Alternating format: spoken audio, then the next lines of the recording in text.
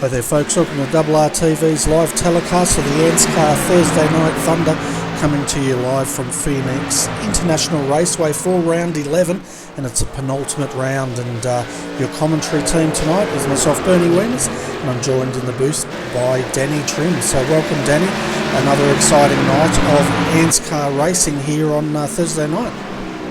It is, mate. I was getting pretty amped when we were doing our pre-broadcast interviews with each other, running through how we're going to go. I was getting pretty amped then. Oh, awesome. Well, I tell you what, there's going to be a lot of ANT drivers out here tonight, folks, because we have a bumper field of 39 trucks out here on the circuit at the moment. They're starting to qualify, and I tell you what, Danny, if practice is anything to go by, tonight is going to be absolutely action-packed. It is. The track has been very busy all night in practice, with guys testing the limits of the grip levels available to them with the little banking. Yeah, well, it's going to be interesting, isn't it? Because they're going from a high banked track last week to Phoenix, and from what I've been seeing, turn 1 is very tight, 11 degrees banking for turn 1 and 2, turn 3 and 4 is only 9 degrees. So the guys are going to be having to get used to how these cars are going to turn in and how that back's going to feel compared to what it was like with that high banking. I can see very busy pit crews tonight, whole race. Oh, definitely, and the guys are out there qualifying at the moment. We can see Stephen Sandman Clark out there at the moment. He's in provisional position 1, and his fastest time a 28.049, but now Jason Martin has just pipped him with a 27.987. And of course, folks, we're into qualifying at the moment, and we'll unpack that as it goes on. Now, we were talking off air, Danny, about the points, and we'll bring that up now because it's getting mighty interesting, isn't it? As far as the winner of this series goes, we've only got tonight and next week at Homestead, Miami, but Jake Blackhall looks like he's pretty much in control of this championship. But the interesting thing, though, is probably Dave Douglas. He's right on the bubble as far as a podium finish, because if we have a look, the guys below him are all snapping at his heels, aren't they? And the guys playing for that third position's Roger Clark, Daniel Stevens, James Foster, Darren O'Brien, Thomas Hines, Danny G and Norman Clark. They're all in it for that third position. They are. There's going to be a few elbows out, I think, yet they're going to want to get out in front and try and make sure they avoid any of the trouble. Keep the point lead that they have. Yeah, and of course, there's a little bit of controversy in the season, I guess, and that was going back to Moport, where some of the guys could not get into the servers. One of those was Jason Martin, and he's in second, and he's probably wondering how things would have turned out if he had have actually been able to run that. But I guess, we live and learn. It's the start of a new series here, and the race organisers have learnt from that experience, and we'll move on. Exactly, and even sometimes like tonight, beyond their control, the Australian servers were playing up a little bit. So iRacing fortunately gives us the ability to host on many different servers, so the guys are on a US server tonight. Yeah, that's right. There was a lot of trouble beforehand for the organisers to adjust to that and make it work, and I tell you what, they should be awarded a medal, because they were trying for quite a long time, trying different things, trying to get the servers to work for them, and finally having to switch to that US server. Yeah, they were quite good. No giving up the towel from them. They kept at it, kept everyone, all the competitors, very well informed of what was going on, so people weren't really left wondering, oh, is the race happening, So they did an excellent job tonight then. Yeah, they certainly did, and At the moment we've got quali, so let's have a look at the race information tonight, folks. 1.63 kilometres is the track length, or just over 1 mile. It's clear out there today, scorching 38 degrees Celsius or 101 degrees Fahrenheit, and that's going to play a big part as far as tyre wear goes. Now, Danny, before the show you were saying that they could expect, about 10 laps, maybe 20, and then the tyres are going to be pretty much done. Yeah, I can't see them lasting much longer than that. Obviously, a lot of that is going to be dependent on how the yellows play in their favour tonight as well.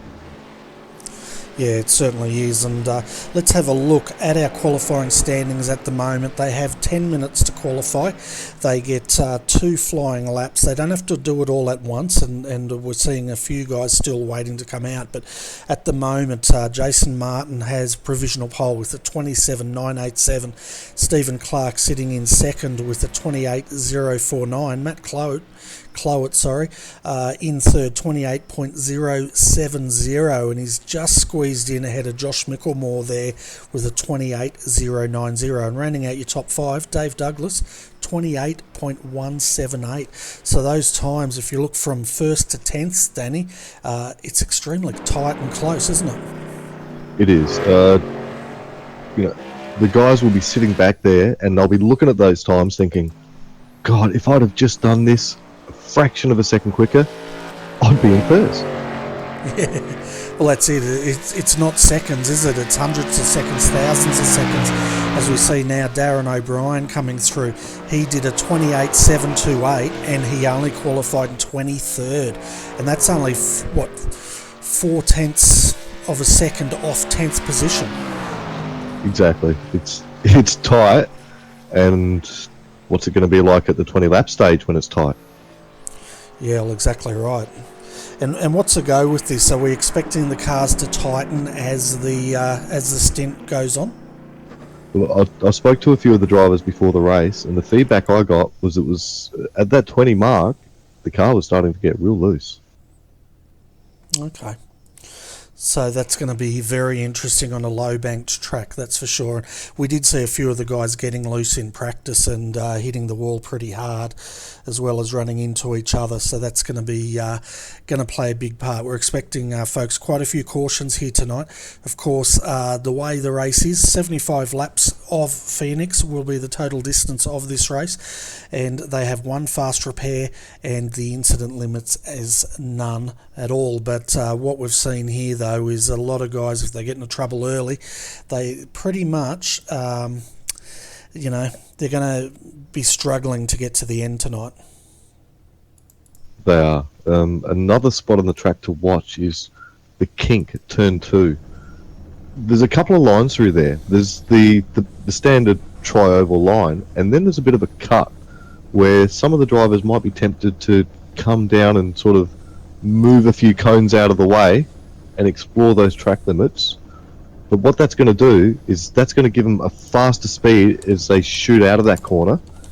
They're going to end up catching cars in front, but are they going to have the tyre grip to be able to pull it off? Yeah, well, that's going to be the big question, isn't it? Because if they don't have the tyre grip, then how is that going to play out when the rest of the field catches up with them? But qualifying is finished here, folks, so let's have a look at this grid.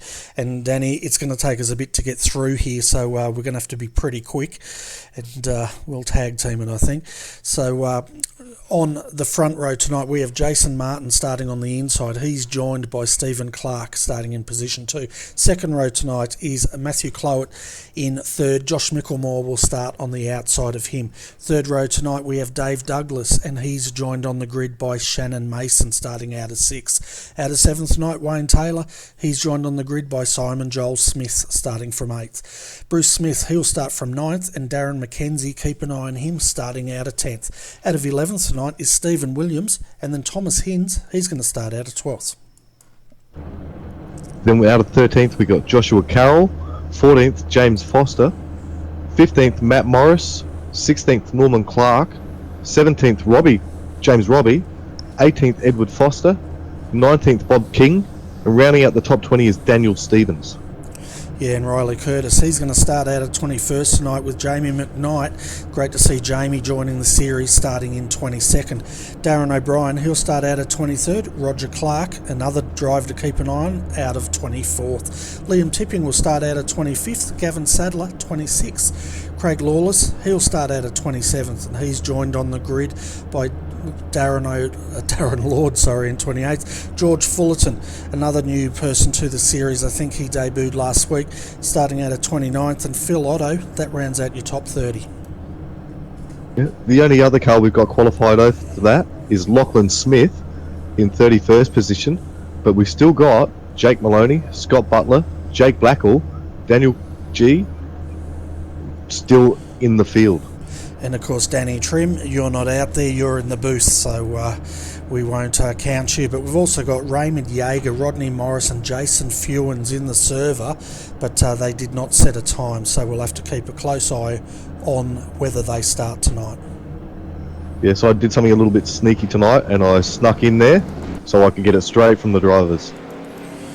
Yeah, so we're going to be action stations here pretty soon, folks, and I'll tell you what, it's going to be fast and furious at Phoenix, and the racing's going to be fantastic. We can see at the moment Jason Martin leading the field out here at Phoenix. We'll try and get a wide view so you can see how many cars we have here.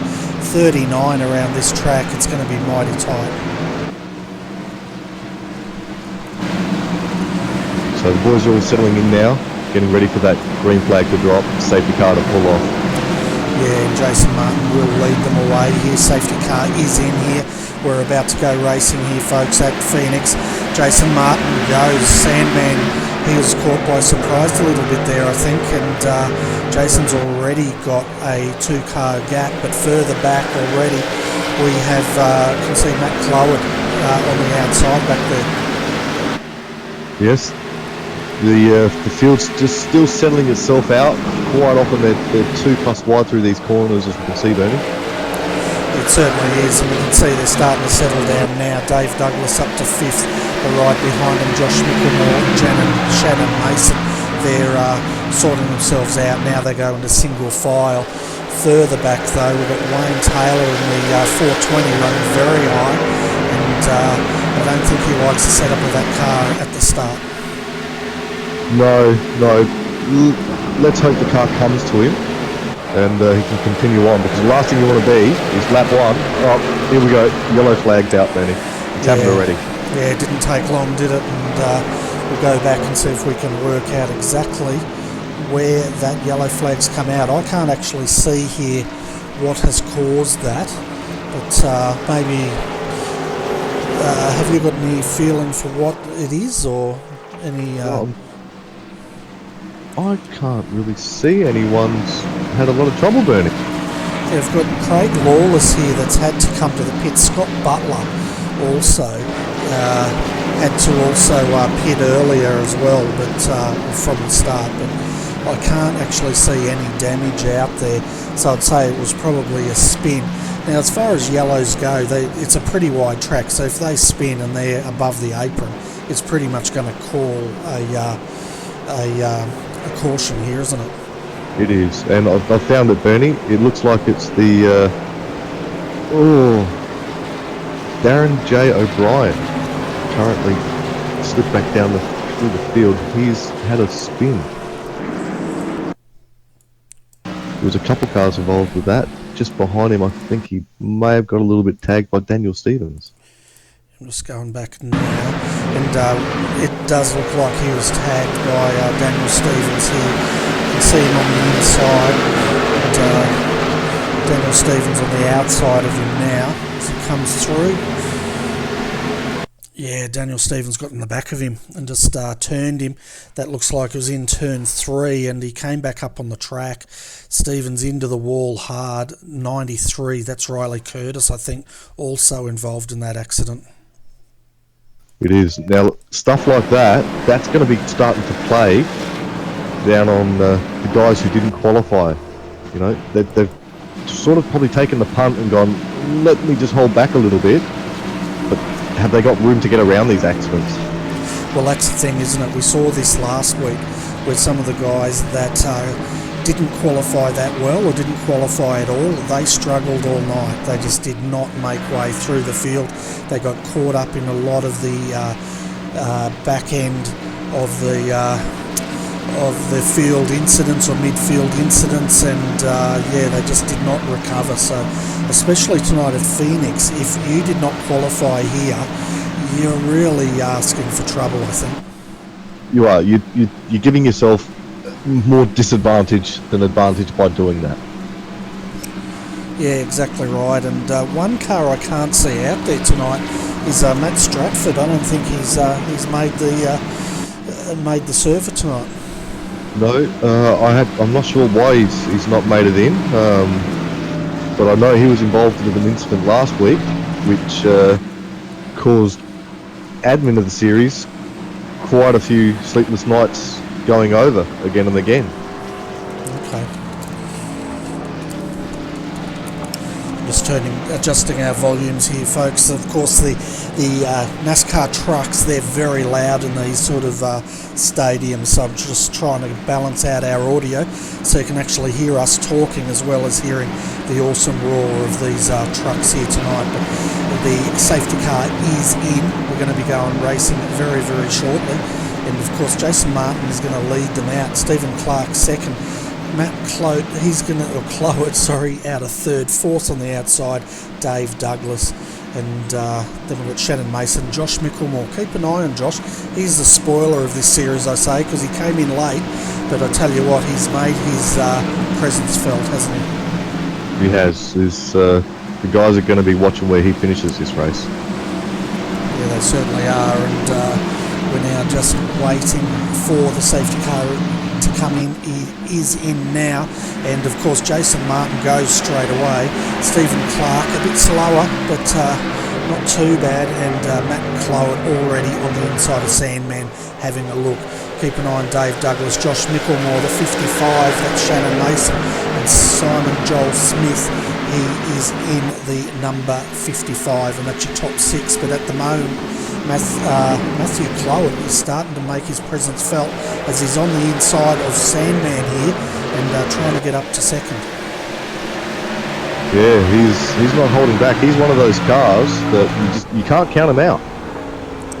Exactly right, and we're just watching him go through there, and there's a bit of push as he drifted up the track, or was that a bit of looseness going on, but he dropped about 4 car lengths there. He did. I think it's happened, Bernie. My goodness me, I tell you what, folks, we can see back there as well.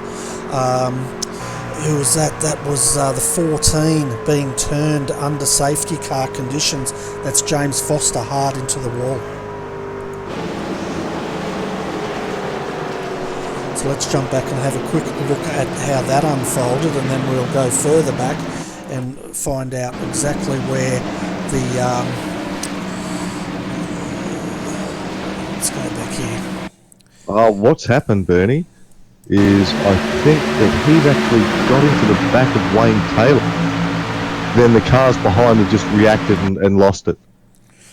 Yeah, we can see him in the back of Wayne Taylor there. The 420 goes around. At the same time, Mackenzie got into the 36 and started turning him around. As we can see now, James Foster turned up into the wall heavily, and that's going to be his fast repair done. And I'll tell you what, he's an exciting driver, young James, but trouble seems to follow him a bit, doesn't it? Yeah, he's not started out good. We're on lap 10 of a long race. It looks like Daniel Stevens also got into him as well as he rejoined that track, so that's another one. I think Daniel Stevens is also in trouble out there. The drivers that are in trouble, from what we've seen so far, folks, we'll go through this list because it's going to get bigger.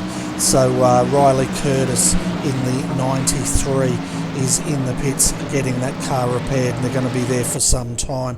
Jason Fewens also out of fast repairs and in trouble already, and we're only on lap 10. Other cars in trouble, Danny G in the lucky number 13, also having a rough trot out there. Lachlan Smith in the 911, he may need to call that the way he's going tonight. He's also had to use that fast repair and take a lot of service time. The other guys that have come through so far, Daniel Stevens, his truck's very bent up, and he's been in a couple of incidents already. Darren O'Brien has also made his way to the pits. Rodney Morris, Jake Maloney, as we can see, he's coming back in the pits now to take service as well. Bruce Smith's another one. Matt Morris, Lachlan Smith, and James Foster, the latest, who's in quite a bit of strife out there tonight. It is. They've got to start giving a little bit more room, Bernie. They've got to stop pushing as much. There seems to be a lot of contact from rear contact, you know? Yeah, they're just going to have to be patient, and I think because this track it's so wide but with low banking and it's hot, the guys I think they can get it down on the inside there, and there's just no grip, and they've just got to be a bit more patient in how they make these moves. But then again, I've not raced NASCAR trucks for quite a long time, so what would I know? Well, look, the fortunate thing from being here in the comms block, Bernie, is we get to actually see it and analyse it as and after it's happened. So it's a lot easier for us to work out what's gone on than sometimes the driver himself that's involved in it.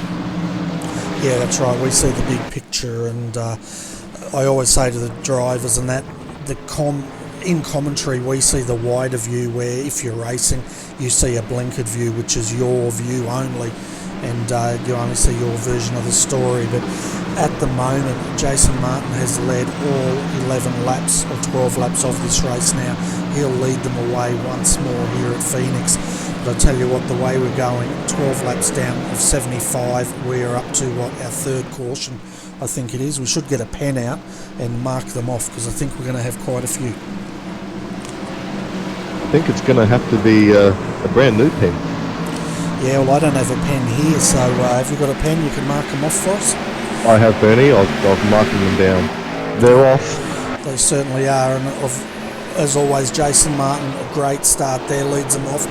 Matthew Clowett already looking on the inside. That's not working. Stephen Clark taking the higher line. Right behind them we've got Micklemore, then Douglas also running a higher line now to see if we can make that work, as we see this massive field come through turn 4 on lap 13. Yes. Now I'm just looking at the way they're going around, Bernie, with who took a pit stop then that maybe didn't need some repair, just to make sure that tank's full, those tyres are up to scratch. Yeah, we can see, I'm just trying to get a better view of the drivers here. It was interesting to see the different lines. Darren McKenzie was running a higher line than a lot of the other cars, and you can see him just starting to try to explore. Right behind him is the 91, but up in the top here we've got Matthew Clowett now under pressure from Josh Micklemore. Josh is just getting on the inside there, doesn't have enough of an overlap, but it's starting to look dangerous, and there we go, yellow once again, folks. I tell you what, I reckon we should start a sweepstake on how many yellows we're going to cop tonight. Yeah, look, that's Rodney Morris has put his hand up to that one. He seems to have got into the back of car 1, Phil Otto. So we'll jump back and have a look at this, and keep an eye on the 141, folks. We'll go back further because of course we're already under safety car conditions, or pace car conditions, sorry. So the 141 just on the inside of Otto there, yeah, he's just got in, turned the number 1 around, and the number 1 heavily into the wall on the inside, because of course there's absolutely no runoff here at all. Exactly. But now this is going to play out because those guys that have gone a lap down, they've got the opportunity to get that lap back. Then the guys at the front, like Jason, he's going to be thinking, okay, this is how the race is going to play out. All I've got to do is make sure I keep nailing those restarts. If I get that jump, I can't get attacked, I've got this one. I'm thinking he'll be thinking that already. Oh, exactly right. I'm sure he'd be looking at that. And Liam Tipping, we've got him on the screen, folks, because he's the first one that'll get a lucky dog here. Roger Clark already 2 laps down. He should also get a wave by, as well as Jason Fewens 2 laps down. We've got Riley Curtis all the way down here in the 93. He's coming in for service, and it looks like his race is run. But as far as pit strategy goes, I know I'm doing a lot of talking here, but it looks like the top 18, 19 guys did not stop. And I tell you what, in a field this size, at a track like this, you wouldn't want to stop, would you? Because you don't want to sacrifice that position unless you absolutely have to. Exactly that. Now, as we said before, they're only on lap 7. These tyres, under pushing conditions, are going to go for about 20 laps. So they're not going to really be kneeling it just yet. If they've not tried to push so hard out of the box, they're going to be sitting fine. And having a look at some of the movers already, keep an eye on Thomas Hinds. He's up 6 positions from where he started in 12th, and he's right up with Dave Douglas now. So he's definitely a mover this early in the race. And I'll tell you what, I'll take my hat off to him, because we haven't had that much green light racing, and he's already moved up 6 positions. It has. Look, he's doing the Wax It PFR car proud tonight. Those guys, they've hooked up in sync together. Yeah, they certainly have. And of course, Waxit's a new sponsor of PFR. I'm not sure if it's still running, folks, but they were doing a competition to celebrate the new partnership over on Facebook at Pro Force Racing. Go and check it out. And if it's still going, I should have done my homework, you can win $200 of Waxit e-vouchers. That's it. And not only is that a great competition to win, it's a great product to actually be able to use. Yeah, exactly right. I'm assuming we've all got cars. You never know. We may not. But it's still, even if you don't, it's a great product to give out as a Christmas present. It is. And look, even if you don't really worry about it on your car, there's other products around your home. You know, your kid's got a bike, you've got a bike, make that thing look new again. Exactly right. And we're about to go racing here. It's going to be interesting to see how Jason goes here, and if Sandman can actually go with him at the start, because so far Jason's just bolted, hasn't he? And he's going as soon as it goes green, or just before, he's flooring it. Yeah, they seem to be doing a few pace laps this time, Bernie. Yeah, they certainly are. A few more than what we're used to. How many have they done now? About 5. This pace car light is still on, so maybe the administration is just having a word with the guys to get them to calm down a bit. Yeah, and look, I'm looking now. These guys, they're going to use their fast repairs really early. Are they going to try and put up with the damage that they've got and stay out? That's one to see. Yeah, well, at a track like this, it's such a short track. I think if you don't have a good car and you can't do it safely, or you're going to get into trouble or in people's way, it might be best just to park that car and walk away. But we're coming under racing conditions very shortly. The pace car lights are out, and Jason Martin will lead them away once again. Keep an eye on Stephen Clark on the outside. Matthew Clowett starting on the second row in third. I wouldn't be surprised if he's going to try and get under Sandman here at the start. And of course, on the outside of him, it's Josh Micklemore. Third row, we have Dave Douglas, and then Thomas Hinds on the outside of him. And the safety car's off. And as we expected, Jason Martin has gone, and he's got the 2 car lengths. Bit of a better start there for Sandman. He's got the inside, but check out Micklemore. He just went on the outside of Clowett and took that position. He did. He was hungry. He wanted that back. And I tell you what, that is evidence that that high line is coming in. We can see further back as well, just trying to get a number. I think that was the 48, also making positions on the outside. There's Simon Smith there. So it'll be interesting to see if the guys we're under caution again. So be interesting to see if we actually get much green light running here if the guys start using that high line, because it looks like that's working really well. It is. Okay, so once again we go searching for the culprit here.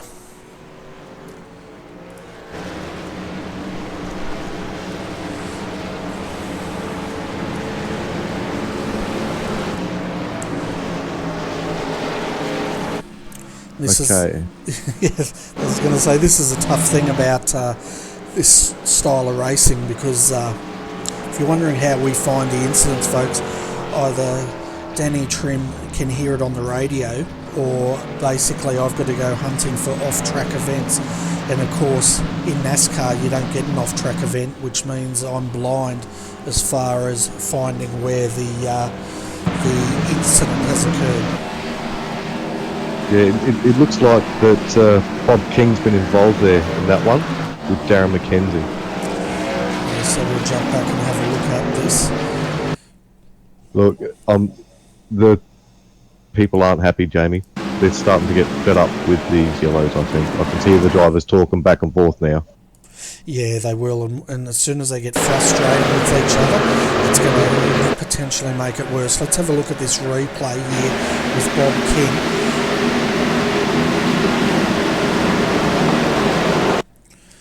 Actually, it was a 75. Darren McKenzie turned the 51. That's where it all started here. It's actually Bob King being turned by Darren McKenzie. Bob then coming down the track, and oh my goodness, it started a ricochet. We had the 91 into the 30 into the 98, and it just continued. But that was actually the 75 that started that one. Yes. So yeah, that was James Robbie in the 30 was also turned. I did see also Darren Lord in the 015 in the subway entry. He got turned as well. So, you know, we've seen it before. Once an incident happens up front, it's just get this chain reaction. You do, and there's not a lot of room to avoid cars spinning and moving in front of you, so the chances are you may even be an innocent party and just get collected up in an unavoidable contact. Yeah, well, that's exactly what we saw. We saw Bob being turned, and then another car reacting, going to the high side, got into the next car, which turned them, which then turned to the next one, and so on and so forth through the field until they sorted it out. Another car to keep an eye on tonight, Jamie McKnight. He's up 7 positions and in the 31 here, and sitting in 15th, so he's also started to make his moves through the field. He has. He's look, Jamie's pretty new to the trucks, I believe, but like everything when he drives, he knows that sometimes you don't have to be the fastest to win that championship. You can be Mr. Consistent, do really good lap times time and time again, and you're going to finish right up there. Oh yeah, for sure, and 50 laps to go here. The other one, Jake Blackhall. Now Jamie should tuck in behind Jake here.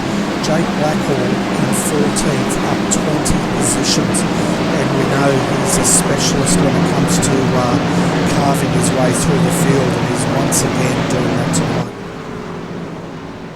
It does. It's he doesn't do too well in the qualies, but come race time, he just pops up out of nowhere. Exactly right, and we generally see that, don't we? As you said, he doesn't qualify very well, but as far as finishing, he finishes extremely well, and he definitely earns those finishing positions. On the other hand, Jason Martin, he qualifies very well. He's strong earlier in the race, but he does tend to fade a little bit towards the end of the race. Exactly. Now, oh, here they go, Benny, they're off. Yeah, they're off once again for another 2-lap sprint here at Phoenix. Sorry, folks, I'm sounding a bit jaded, but that's just my sense of humour. Stephen Clark, Josh Micklemore side by side there with Matthew Clough on the outside. He has to settle for 4th at the moment.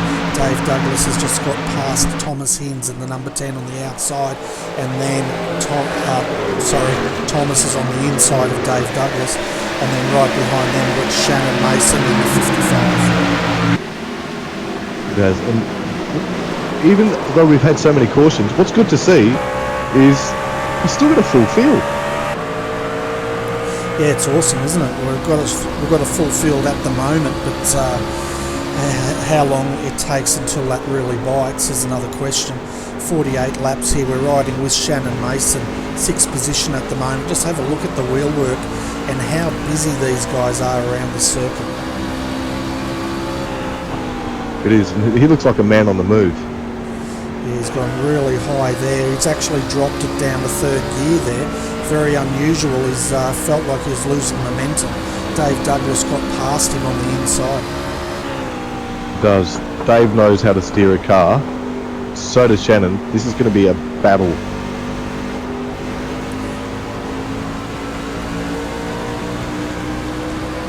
Yeah, it certainly is, and we'll stick with him a bit here, just so that viewers can get a bit of a feel for what it is like driving a NASCAR, or a truck I should say, around Phoenix, and just have a look at how low they go in knocking over all those witches hats, and of course then the little magic gnomes comes out and resets them again. Oh no. Bernie. Don't say it. You know it, mate. I've got that sinking feeling. But what happens is I can see the car just hit the wall and spin by itself. That's Simon Smith. Okay. So he's in car 48. 48, yeah. He was having a good run earlier on tonight as well, but he's finding himself right down the end of the field at the moment. He will be, but do you know what this makes me think of? What's that? The smile Jason's going to start grinning with. Oh, he's in. No, he's faked, Bernie. He's faked into the pit. We'll have a look at that in a minute. We're just having a look at the super slow-mo. And he actually got into the wall on the outside. That's Jason Joel Smith, but heavily into the wall on the inside and up on 2 wheels. So he's going to have turning issues after that cloud of the wall. He is. So, sorry, I thought Jason was throwing a ploy there, and I was worried that people were actually thinking he was going to pit. I could hear it, and I'm thinking the commentator's fallen for the fakie, but the guys that have not stopped still, and of course, you know, if you're up the pointy end, why would you if you are going to be expecting a lot of pace cars? But Jason Martin, Stephen Clark, Josh Mickelmore, Matthew Clowett, Thomas Hinds, Dave Douglas, Shannon Mason in 7th, Darren McKenzie, goes all the way down to 12th, which is Gavin Sadler, who have all not pitted at the moment. Darren O'Brien has had 2 pit stops, and he finds himself sitting in 13th at the moment. Yeah, see, the track's not letting the cars go down. I mean, we've got a soldier out there, Riley Curtis. The guy's 16 laps down in the 93. He's soldiering on. He's keeping at it. Yeah, and he's spending a lot of time coming back into the pits, isn't he? He's just coming in now to let his pit crew go at that car once again. And that's the thing we'll see a bit, isn't it? Once your fast repairs are done, we'll probably see a lot of these guys gradually coming back into the pits under cautions, just to get the cars tweaked if they can. Exactly. And look, when these guys start the race, they get this fast repaired. The pit crew has the ability to make that car look brand new again. But unfortunately, they only have the ability and the time to be able to do one fast repair. If the drivers get damaged after that, a way to try and ease the pain is when it throws a yellow, get in, get a little bit of repair done, get back out. Wait for that next yellow. Get in, repeat the process, try and get that car handling as good as you can without losing laps after laps. And we can see, looking at the retirements so far as the pace car lights go out, Raymond Jaeger did not make the start. Jake Maloney looks like he's parked the car for the night, as had Danny G in the 13. Yeah, a few guys' cars are probably just unrepairable, Bernie, and they've had no choice. Yeah, well, exactly right. And as we said, once that magic wand of the fast repair disappears, you're pretty much in the town of pain, we'll call it. But here we go once again, folks. 42 laps remaining here. Jason Martin will lead Stephen Clark off for the start. That's your first row. Second row, Micklemore and Clough. These two have been battling all night, so we'll see if Matthew Clough can make that high line work. But here we go. We're under green, and Jason Martin once again goes.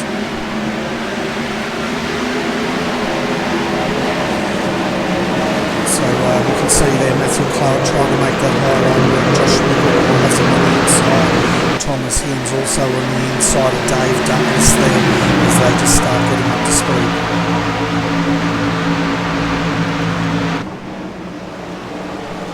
Yeah, they're certainly being a little bit weary, I think, at the front there. Yeah, as you would be, because it's just a bit of a lottery ticket. There we go. We got one lap in that time. How many pace cars are we up to now? Are you marking them off? I think that's around about our 7th. 7th, okay. Because I can't mark them off, so that's your job. So that's going to be a massive job because we only get probably 2 laps of racing in here, and then we're under caution once again. And the guys are absolutely going to be fuming in those cars at the moment, not only from the heat, but they're just not getting enough time to get a rhythm going here tonight. And when that happens, it's no fun for anyone, really, is it?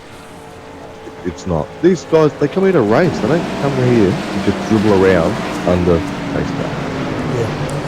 So, did we find out where that incident came from? I'm trying to find it. I can't see it. We're going deep in the field here, folks, just to see if we can find exactly what's unfolded here. If we follow the last car, we should see some sort of action going on.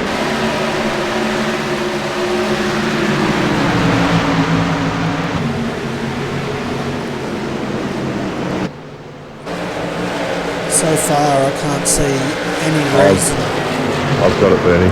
Oh yeah, up ahead. Who was the person this time? I'm looking at Rodney Morris. Am I? I'm looking at Scott Butler. Okay, yeah, we've got it here. We'll go back and have a look at this and try to unpack exactly what's going on here. It looks like he's got into the side of car 36, Rodney Morris.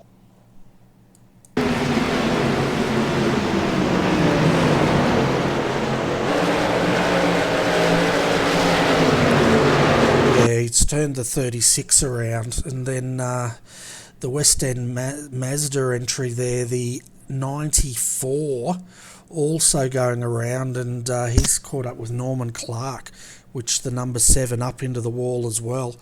As we see as it unpacks, nowhere to go here, and that's caused a few guys to have problems. Scott Butler, I think he was the innocent party in all this.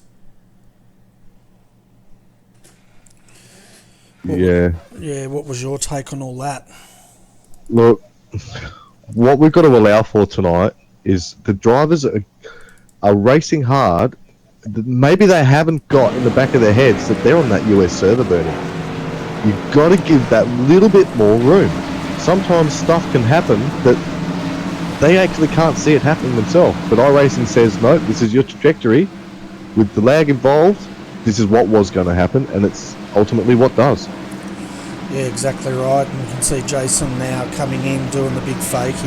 No one's going to fall for that, and he goes back out. But exactly right. We saw there Norman Clark getting turned around, and there's a good foot distance between him and the other car, but that net code was enough to turn him.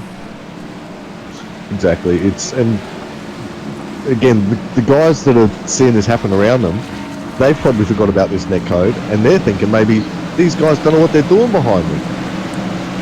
This net code can be a bigger result on this race than what we thought. definitely. And if we look at the points championship of the guys that are racing, we'll bring this up and we'll try and get a bit of an update on where these drivers are sitting in the field at the moment. And let's bring this up. One moment, folks. Well, look, I know Jake Blackall, he is still a man on the move. Currently in 10th place, up from 34th, without a quali time. Yep, so he's leading at the moment in the championship. Jason Martin's leading this race, second in the championship. When we spoke to him last week, he had almost given up any hope of taking his championship out. Dave Douglas, Dave at the moment sitting in 5th position in 3rd. Roger Clark, he's one of the losers tonight. He's all the way down in 30th. Daniel Stevens also in trouble, and we're back racing. And Jason's done his move that paid off for him all night, and the minute that car's gone and the green's out, he's gone, and he's got a bit of a gap on Sandman again. Yeah, that's all he's got to do, because by now the rhythm of this race is they're not going to get a lot of green light running in. You can see further back here, Darren McKenzie in the 75. He's battling it out with Shannon Mason on the inside, and you can just see here how well that high line's working. And he's just holding his own there, even though he's way up high on the track. Drifts up now, we lose a few positions. As I say that, in the 420 now is on the inside. That's Wayne Taylor starting to make a move. It is. Look, Wayne was pretty good in qualifying, so, you know, he's managed to maintain, even though we saw him have that contact from the behind earlier, he's pretty much maintained his position. We'll jump on board here with Jake Blackall as he puts it down the inside there. And I'll tell you what, he is not holding back here, is he? He knows he's got to move, and he makes a position up in the 420. Jake Blackall now up to 9th. Yeah, I noticed Wayne knew he was going to get taken then, so he sort of let Jake go and concentrated on getting straight back in behind him and not leaving himself vulnerable for more attacks from Darren. Yeah, and Stephen Williams now, he's coming under attack from James Foster. James had to get that car repaired earlier, so he's out of fast repairs. Currently he's battled back to 15th. In the number 14, we've got another car hard into the wall behind us. Yeah, I'm looking at car 51. Yeah, we'll go back and have a look at that. There was a big incident there, and the 51 is tracking all right, but... Yeah, 51 and 32, Matt Morris. Yeah, so Morris, the 32 down on the inside there of the 51. I saw Edward Foster in the RRTV truck just wobble a bit in the 53, but I'm not sure if that had anything to do with it. The 32 just coming up on the 51, and I have a feeling, we'll see if it's going to be a netcode issue. Oh no, the 51 turned down into the 32, hard into the wall, both cars here, and... fortunately, it looks like they stayed off the racing line. Yeah, that could have ended up a lot nastier. Yeah, so... I was just watching the replay there. A car was going up high, and the 51 just got out of his way in time because he was about to get whacked in the side. Exactly. Now, what I'm curious to know is, has Sandman saved a bit of fuel by being behind Jason all night? Is he going to, when they do stop, is he going to get that jump?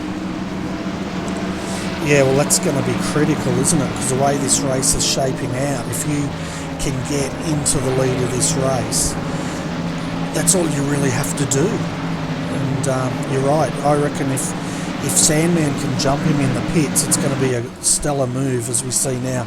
The 36 getting a wave around, and that was I had Riley Curtis here.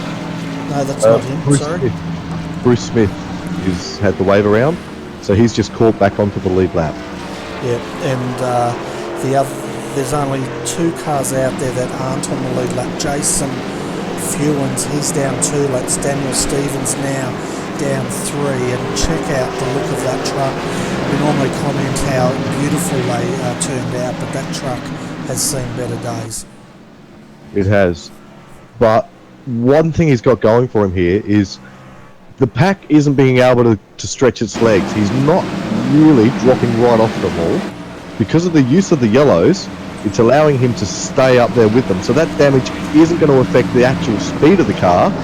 It's just going to feel a little bit ordinary when he's trying to turn it in. Yeah, that's right. And because we're under yellow, it'd be interesting to see the statistics of this race at the end. Because 29 laps to go, we, from last count, probably about 8 cautions, maybe 9, and no doubt we'll have a few more before the end, but it'd be interesting to see how many laps under green we end up running and how many under yellow we end up running.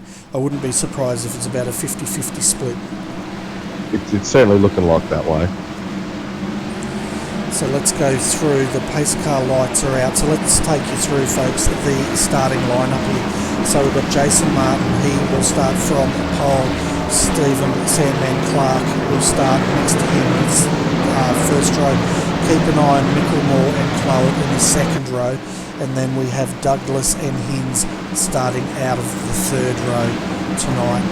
We might jump in with Darren McKenzie at the start of this race, just so we can see how busy these guys are. He's starting out of 8th, so 4th row here, and you can just hear him revving the motor on and off the throttle, waiting to go here.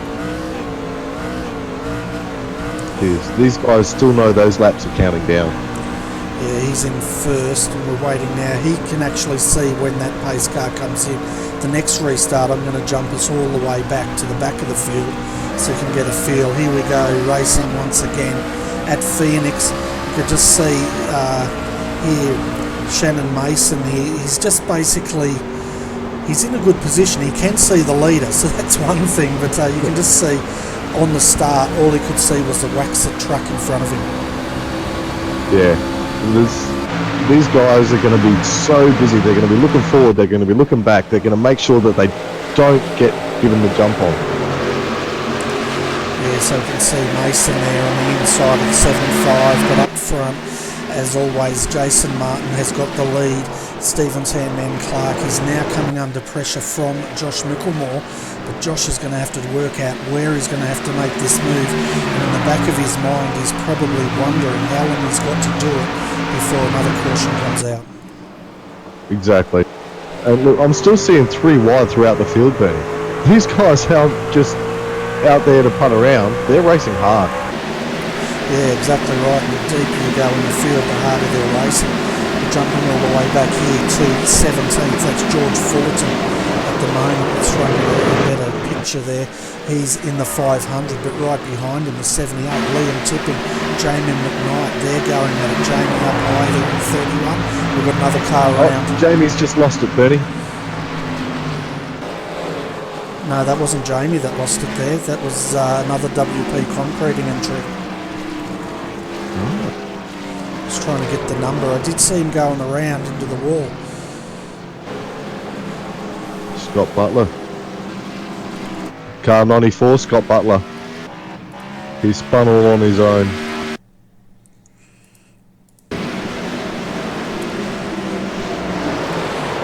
Yeah, just having a look at this replay, as you're saying, he was on the inside there of the 30, and yeah, you know what unsettled him? He came down onto the apron there as he cut the circuit, and as you're saying off air, once he did that, he unsettled that car going from the bank to the flat, and he couldn't gather it up again. It is, especially not these guys, these tyres, even though a lot of it's been caution, 52 laps. Now, if we half that and say that it's been half race conditions, they're at 25 race laps on those tyres plus. Yeah, so they're going to have to come in soon, but what do you do if you're Jason? Do you think, well, if I stay out, they'll stay out, their tyres are just as bad as mine, and they have to get past me, and they're not going to get an opportunity? Is that what you'd be thinking, Danny? I'd be looking at my fuel gauge, and that's going to be my deciding factor. Yeah. If I've got the fuel to get home, I'm going to take that risk. Sandman is going to have to follow suit. Yeah, that's right. And the thing that's going to be difficult for the pit managers here is working out the fuel burn, because they're having so many times under yellow flag that they're saving fuel, and then they're going to have to do a gamble and say, well, based on the 50 laps we've done of racing here, we've had 10 cautions. Are we going to get another 5? How's that going to make the fuel burn look? Exactly. These guys are going to be getting pretty frustrated. This is, even though we've seen yellows all night, we're starting to get into a dangerous part of the race. They're tired, they're frustrated, they're worried that do they have the fuel to get home? Am I going to have to pit? You know, they're going to start making more mistakes, I can see. Yeah, well, that's right, and strategy's a big thing in here as well. But if we look at the moment, Jake Blackhall, he's actually doing a remarkable job. If you think how many yellows we've had here tonight, folks, he is up 26 positions up to 8th, and he's done that the hard way, not under, jumping him in the pits. He's had to grind his way through this field and stay out of trouble, and he's done a fantastic job at doing that tonight. It is. What I'd like to do, Bernie, is when we go green, I want to see how he goes green against Shannon Mason. Okay, so is he going to get the jump, and that's what he's doing? Is he picking a car off one car at a time every time the yellow the restart? He's just doing that. Is that how he's leapfrogging, or is he going for as many cars as possible in between those safety car periods? All right. Well, what we're going to do, folks, when we are going green, which will be very shortly, we will jump on board with Jake. And Danny, you might be able to let the viewers know what you see, because you're quite an experienced NASCAR driver. I wouldn't go that far. I do enjoy it, but I'm not married to my cousin style NASCAR. Yeah, fair enough. On board here with Jake Blackhall, the pace car lights are out, and you can just hear him starting to rev here, bring up the telemetry, starting out of first gear, and you tell us what you see here, Danny.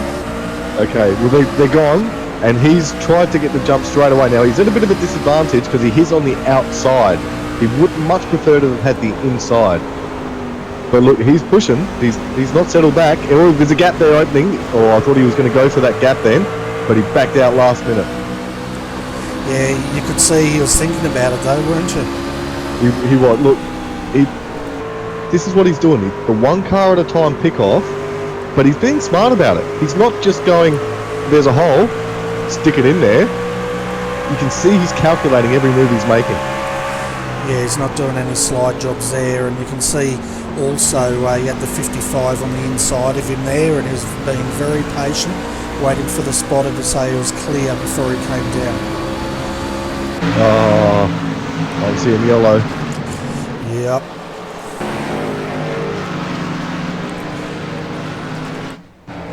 Yeah, I can see the 7 and the 141, the 98 also involved in that incident by the looks of it. And we're going to jump back and see if we can have a look at this this incident. That's Rodney Morris again by the looks of it.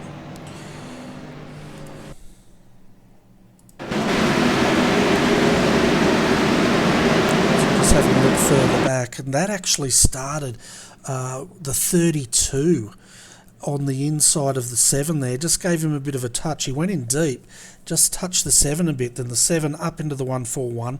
Around goes the 7. The poor 444 had absolutely nowhere to go, and straight into the side of him. But I tell you what, Norman Clark hard into the wall on the outside.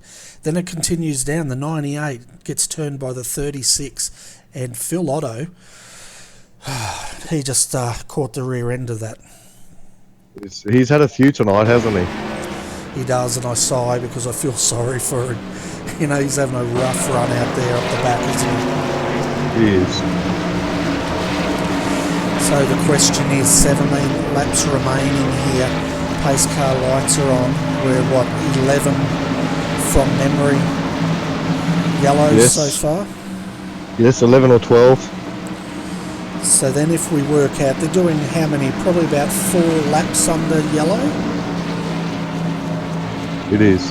And we're just about to clock up lap 60 now. Yep. So we've only looking about 15 maximum laps left.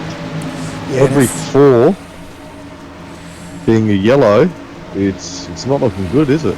I think we're going to finish under yellow. Yeah, I think so. It'll be the first time in the season, but what I was getting to here was we have just under 60 laps run of the 75 lap races. We've had 11 or 12 yellows, each time 4 laps. That's about 48 laps under yellow, which means they've really only had, since the start of this race, about 12 laps under green. Would that sound right? That sounds pretty harsh, doesn't it? It does. That's, yeah, the guys aren't happy, but they're acknowledging that, you know, half of these incidents are from that net code. But same thing, they all know it's going to happen. Why aren't they giving more room? Yeah, that's right. And the other thing is, it's bound to happen at a shorter track like Phoenix, but we've also got 39 trucks out here running tonight, a bumper field, and hot day, and all that well, it is all playing a part in it. Not that I'm trying to make excuses for these blokes. They're all out there trying to win, and they're doing the very best they can. It would be very tricky out there tonight. Exactly. Now, again, we look at the back of that. Who's made a move in the field? I see Jake Blackwell now in 7th place. Yep. Yeah. So if we got a couple more yellows and that's how he's doing it, he's actually going to be finishing quite closer to Jason Martin than what I reckon Jason Martin would have thought some 10, 20 laps ago. And we're going to jump in this time. Let's jump in with Phil Otto and see what he sees when we go under yellow here. Under green, sorry, I'm getting confused. But we're on board with him now. He's starting right out of 28th position on the inside. Stephen Williams, 98. Rodney Morris behind him. And you can see, he can just see the pace car up there in the corner. It is. Now, if he's got, you know, friends, he's speaking to them in a radio channel, and they're further up the field, they're going to give him the call. But if not, he's on his own. Yeah, that's right. This is when you'd want a spotter, isn't it? You could see him there. He put the foot down to go. He balked, and the 55, I think it was, went straight past him. But he's also caught right up on the high line here and working hard. Yeah, look, I think he's going to lose a couple positions here, unfortunately. Yeah, well, we just saw the Clark car go through. I think that's Norman going through here, and Norman's another seasoned NASCAR driver. He is, and look, Norman's been involved in a couple of these accidents before, but his car looks pretty straight, so I think once he's had that one, he's looked after it, and he's slowly trying to pick his way back up. Yeah, and he's down a lap at the moment, and working hard. He's just had not a very good run tonight, as all these guys up the back haven't. But meanwhile, up front here, folks, Jason Martin, he's got about a 2-car lead over Stephen Clark. Then Josh Mickelmore third. Matthew Clark starting to drop off. The tyres will start to be hurting. And we're under. The 51 went around that time. We just got the end of it.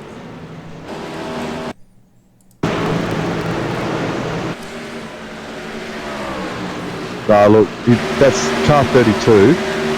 That wasn't his fault, Bernie. That was all net code.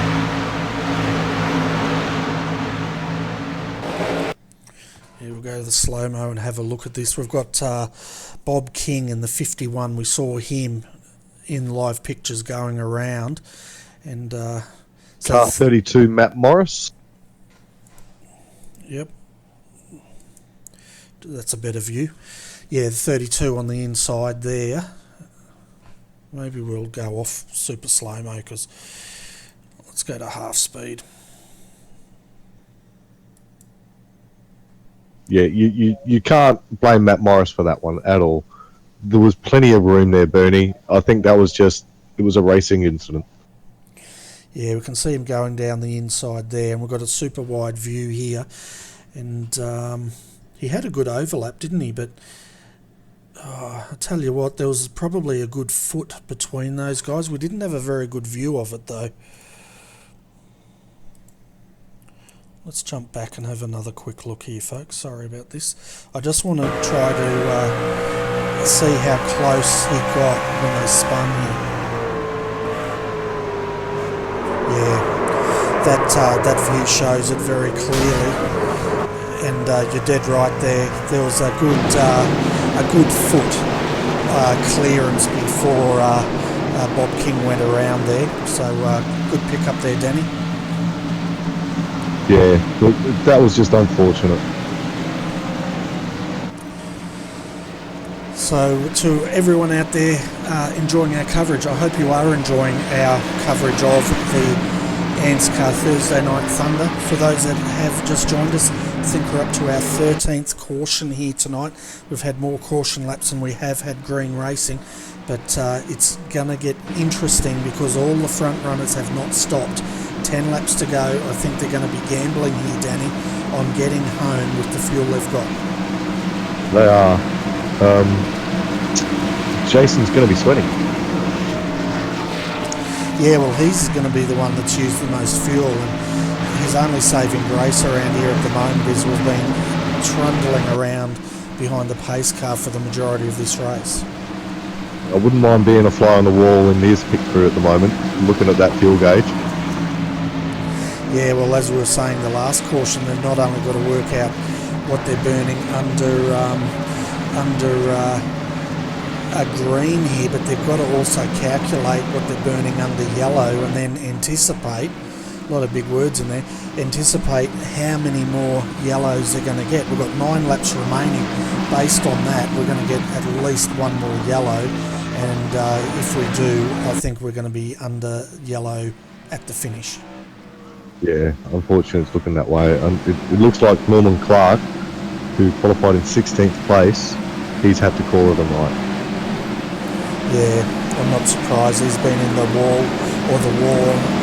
all night, but Jake Blackhall, biggest mover here, up 27 positions in 7th, and he's done a stellar job considering how many green laps he's had to make those positions up in.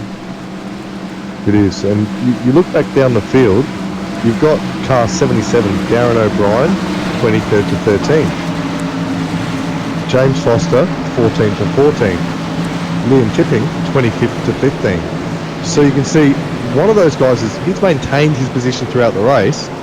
The other two, they've been able to move quite up a few positions as well. And I reckon with Jake and those guys, I reckon what's happening is when these incidents are occurring, they're staying out of trouble and they're jumping all the guys that are in the wall. But here we go, 8 laps remaining. Once again, Jason Martin floors it and takes the lead. But look at Josh Mickelmore, he's trying to get on the inside of Sandman here, almost touching him, and he backs out of it. And that backs up Matthew Clowett, and Thomas Hinds on the outside of him. It doesn't matter.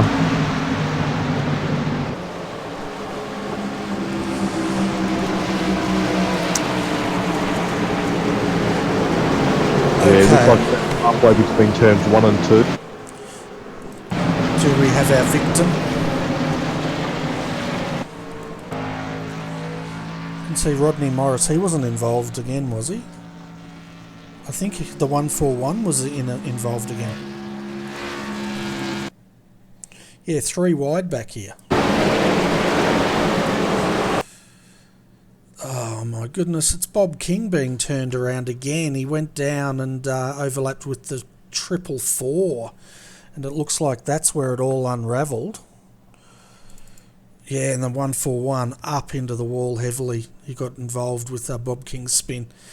Yeah. Yep.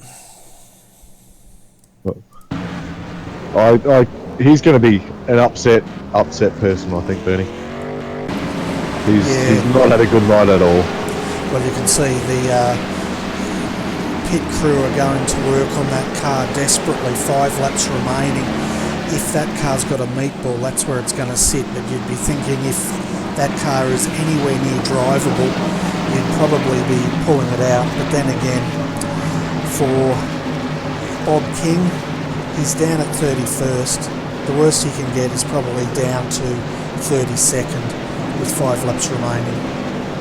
Exactly. So he's better off going back out there, staying on those laps, not going down to the cars beneath him.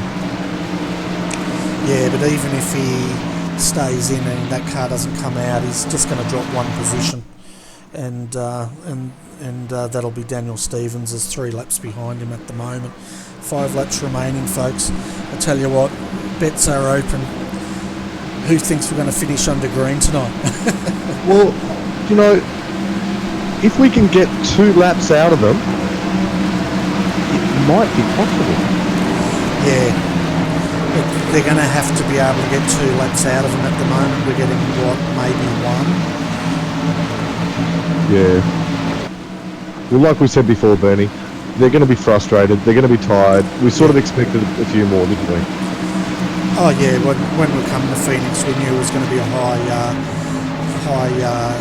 caution event, that's for sure. I think we're up to about 14 yellows now. Yes, correct, Bernie. We've got 14 on the count.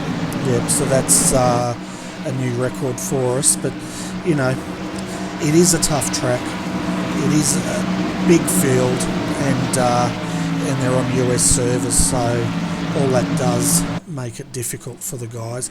So we see, exactly. Yeah, Roger Clark now, he's going to be getting a wave by the looks of it, and I'm just trying to see where he is. He's in 29th, so he'll go back on the lead lap. Now I'll tell you what, at this point in time, all Jason has to do is continue doing what he's done all night. But the question is, if you're Sandman, what do? You've got to try and go early, don't you? You do, and you know that if you go late or you miss it, you're going to have your mirrors full. Exactly right. He's got Hinge right behind him, Nickelmore on the inside of him.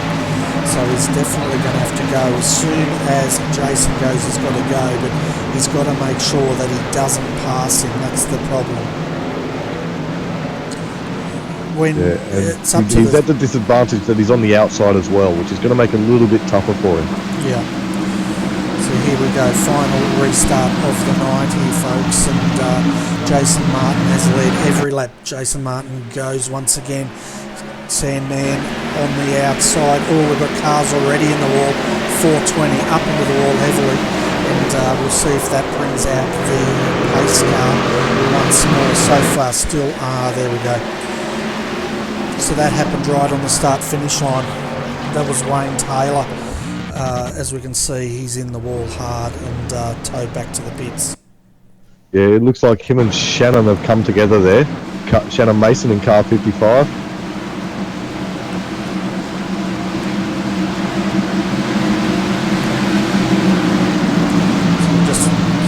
Actually, it's into each other on the start here, and just slow it down so I can get us see, they're already into each other.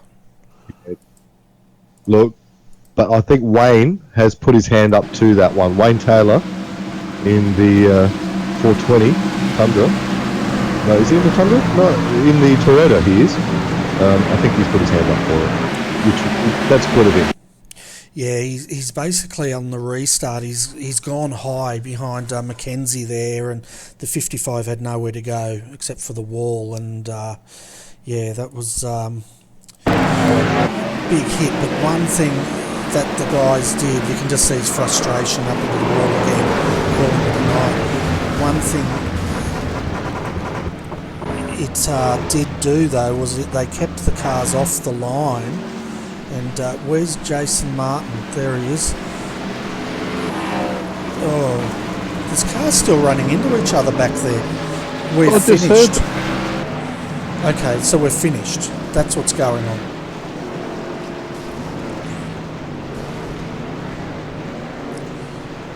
Is that right? We have finished.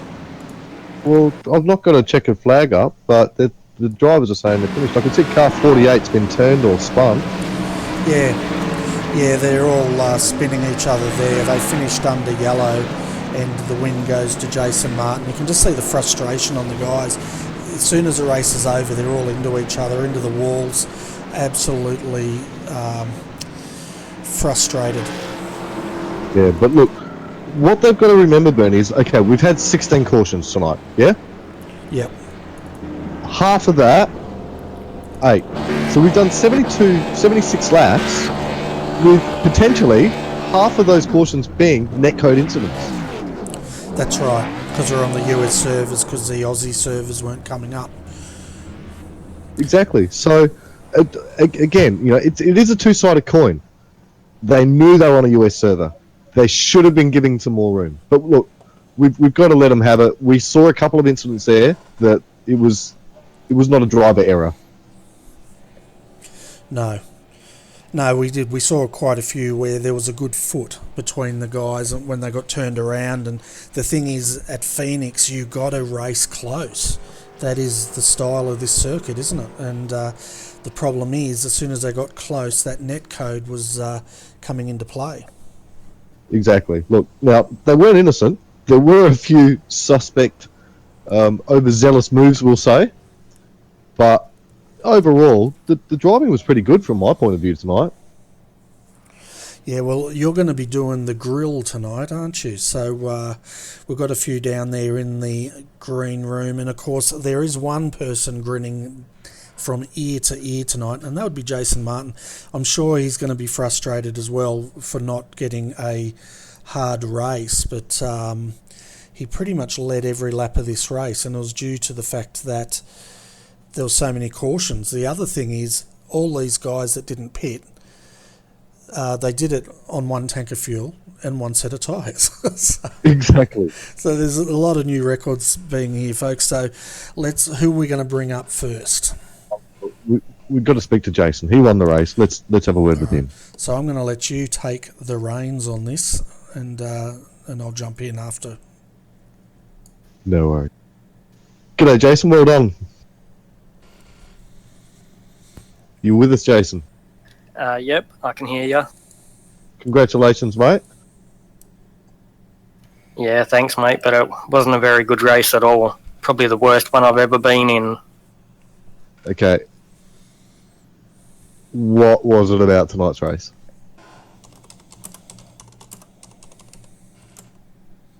How was tonight not one of the best races you've been in?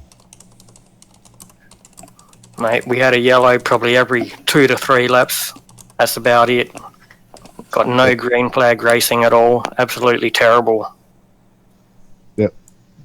What do you reckon the cause was? Yeah, I can't. Yeah, I'll just ask a couple of questions, Jason, then we'll let you go, if you can hear me. Basically, how hard was it out there with your fuel, trying to work out if you could make it home without stopping and trying to calculate anticipated yellows to green flag racing? Yeah, I think I told Sandman on about lap 15 or 20 that I wasn't going to pit at all and I was just going to stay out all race. So I knew pretty early that I could make it. Yeah. Yeah, it was getting that way, wasn't it? We were sort of looking at it and saying all you had to do was pretty much do what you've been doing all night, stay in front and do the starts. But on the bright side, you did get a lot of restart practice, so that's good. Yeah, sure did. Yeah. I think every restart I tried something a tiny little bit different just so I could keep the lead. And then after that, I'd save a little bit of tyres. Yeah. Well, I'm going to hand you back to Danny. Sorry, Danny, for jumping in there. I just, I got greedy. I wanted that microphone. That's all right, Bernie. So, you there, Jason? Yep. How do you think people drove tonight? Sorry, mate, I'm having a bit of trouble hearing you. That's a good answer. That's a good answer. Driving standards. What are your thoughts? Yeah, I couldn't see what was going on from where I was, but my guess is everyone was just driving it too hard to try and make as many spots as possible. You were on a US server. Do you think that had any factors? Yeah, probably not. So you put it all down to just bad driving? Danny. Yep, just over aggressive, not enough practice, and just poor racecraft. Did it play into your favour at all? Do you think without the yellows, Sandman may have been able to get you, though? I got no idea, but I was just trying to save tyres for about the first 50 laps, so I think I should have been okay because I'm pretty good here normally. Oh, well done again, man. Yeah, thanks, mate. You got anyone you want to give a shout out to, and we'll let you get out of the barbecue, as we call it. This is Danny's barbecue, and you're the guest. Just got to thank Michael Korolev for the paint, and congrats to Jake Blackhall on the championship. Yeah, Jake did an awesome job. We'll speak to him soon, but he was a massive mover, and 27 positions he made up by the end of tonight. Yeah, he did well to do that. It can be pretty tricky to pass here. Yeah, I reckon. We're going to find out soon exactly how he did it, though. But anyway, any shout-outs tonight? No, that's it. Thanks. No worries. All right, Jason. Thanks, mate. Cheers. See yous. I don't think he enjoyed himself, Tony. When I said let's have a barbecue, I didn't mean, I said let's have a barbecue with the drivers. We're at Phoenix. It's hot. They're going to love it. I didn't mean barbecue the drivers, all right? Well, look, this is what we're going to find tonight, I think. You've got him. He stayed at the front of the field. He had no idea really what was going on around him. There was so much netcode, but according to him, it was just all driver standards. Okay. Well, we'll continue on, but what happens when they just drop the mic and walk out? I thought Jason was about to do that. Nah, he's all right. They'll get used to it. Okay. All right. No worries. Let's bring up the next person, the next guest to our barbecue. Who is it? Your call, Mr. Director. Let's bring up Sandman. He's always good for a laugh, and I'll just tell him, I'll start. I'm good commentator, you're bad commentator. It's planned. Does he know what he's in for? No, probably not. But I'm going to tell him because, he might get all upset with you. That's okay. I'm a big boy. I've got my big boy pants on today, Bernie. Good. Let's bring up Stephen Sandman Clark. Hi, Stephen Sandman Clark. Welcome back to the Combox, mate. Second position tonight. It looked like there wasn't much of an opportunity for you to get that first position. No, you're not wrong. Unfortunately, I think just the way tonight panned out, I barely think there was enough green laps there to get any temperature in the tyres, to be honest. But, yeah, look, it was just one of those things. I haven't seen what happened. Obviously, it all happened behind us. But, yeah, it was just basically Jason and I were having the restart game, and he was fairly good off the restarts. But, unfortunately, yeah, there just wasn't enough laps there to actually race each other as such. Yeah, and we're looking at those restarts, and you're in a bit of a tricky position because he was going as his prerogative early, but the thing is you had to wait to react to him, and on top of that you're on the outside, so it makes for a bit of a tricky night. But you did get a lot of restart practice, so you should be dreaming about restarts in your sleep tonight. I'd like to see less of them, that's for sure. But yeah, look, that's just the way it is when you're on the outside there. You can't jump the leader to the start finish line. If you do that, you find yourself having to tour a pit lane, and that's never fun under green. So, but that, look, like we said, and exactly what you said too, it's Jason's prerogative. He's the leader, and he's entitled to start the way he does and when he does. So that's just a part of our sport. But yeah, it was just a shame that we didn't get enough green flag laps. But at the end of the day, I don't have to worry about the Goodyear tyre bill now. Yeah, exactly right. Or the fuel bill. And we're talking about the fuel. We were calculating at the 60 lap mark. It was 48 laps about under yellow, 16 under green. How hard was it for you, and if you had a pit manager, to try to calculate if you could get to the end? I think pretty early on. It's funny. I don't know if you've spoken to Jason yet, but Jason and I were actually talking a bit of strategy the way that race was unfolding, and he actually hinted early on that he probably wasn't going to pit. And I said to myself, "Oh, geez, that's brave." But then I thought, well, look, at the end of the day, we're not really going to use up tyres the way it was turning out. So from pretty early on, I started clutching it and saving fuel, from the start. So I was fairly confident, and just unfortunately, as more yellows came out, I knew we were pretty safe as far as making it on fuel to go the whole race. So it's a shame that that's the way it played out, but look, that's racing. Yeah, that's right. And I guess he's in the difficult position because basically he's going to decide if he has to pit, and then you guys are going to decide whether you need to react or not. And I think it would have been the first person to pit would have been the loser tonight, because they wouldn't have had much of an opportunity to get back through that field. Well, that's exactly right. Jason and I were talking, and we were thinking to ourselves, even if these guys are on 100-lap-old tyres, if you got fresh tyres, it's just that green flag run to utilise the fresh rubber just wasn't there tonight. So the smart thing for everyone was pretty much, stay out, and that's the way it was. So it wasn't the most exciting of races, but at the end of the day, it is a good championship. There's some exciting things to come out of this series for next year. I know there's a lot of plans happening and a lot of things happening on the back burner, which will make this championship really exciting. So don't let tonight bring anyone down who was watching tonight. This is going to be a ripper next year. It certainly is. They've got very big plans for next year, that's for sure. Now, Sandman, I need to warn you here. I said to Danny before we started, it's a really hot day here at Phoenix. The drivers are going to work up a sweat, and we should put on a barbecue for them. So basically, you've probably turned up thinking you're going to get a steak and a beer. Well, here's your beer. But Danny's got a different idea on barbecuing, and you're going to find out what I mean in a moment. I'm the good commentator. He's playing bad commentator tonight. Ah, love it. Over to you, Danny. And I'm just going to step aside now, and you've got the floor. Oh, look, you're making it sound like I'm absolutely horrible, Bernie. No, not at all, mate. Not at all. G'day, mate. Well done on second tonight. Thanks, bud. Okay. It's like a first date. You said that you were talking while the race was happening with Jason, so you knew what was going on. Do you think without that you'd have finished second?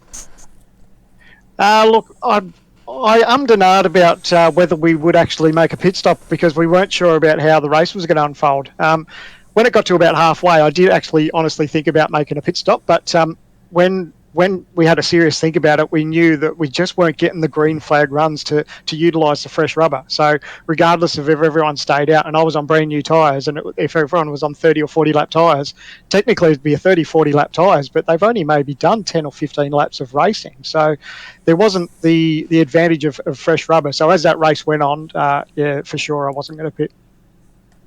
Right, but was he calling out when he was going to go? Or was he leaving that to guesswork? No, he was. The only communication we had was just under the pacing laps, where we were just we were both a little bit frustrated by some of the yellow flags, and we started, sussing each other as far as strategy. So, and Jason and I have always had a pretty good relationship. We've raced each other a lot in the past, and I've been fairly open as far as what I'm going to do during a race, and I think he's pretty much the same. And of course, he's entitled to keep his cards to his chest. But no, when it came to green flags, he was on his own, and he nailed them every time. He was good, wasn't he? Yep, and that's part of being a leader. You get to utilise jumping when you want and taking that start. So I just had to be careful not to jump the start and take a tour of the pit lane. Now, Josh Micklemore, did he harass you much? His fastest lap was lap 50. Yours was 42. That's sort of showing that in the latter part of the race, he had a little bit of pace over you.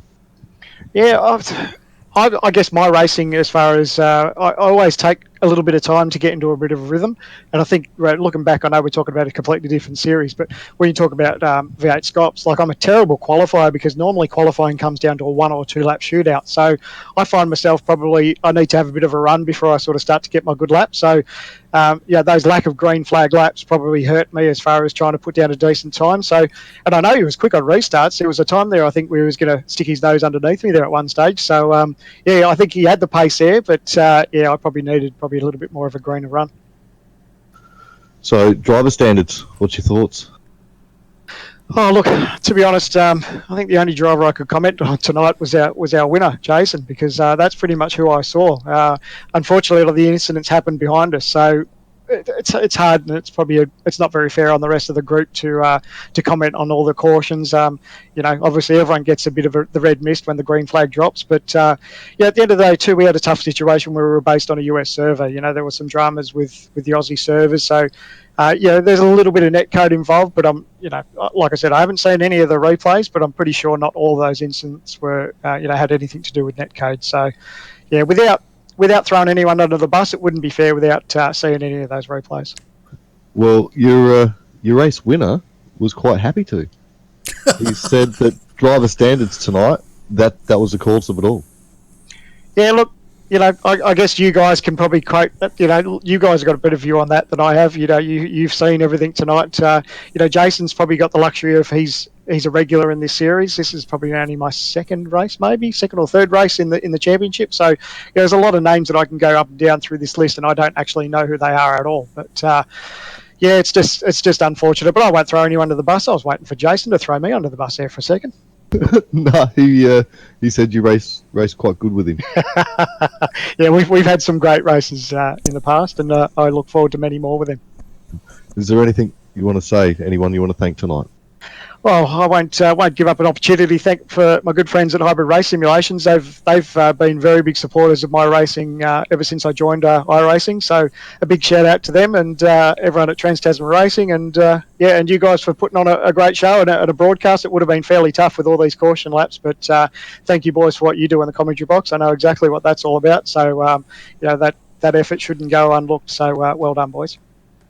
No worries, mate. But I'm afraid I'm going to have to start calling you something other than Sandman now. Oh, here we go. This is where the sizzle starts, is it?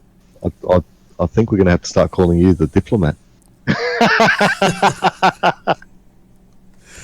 I'm thinking, Sandman, when you go, can you take me with you, please?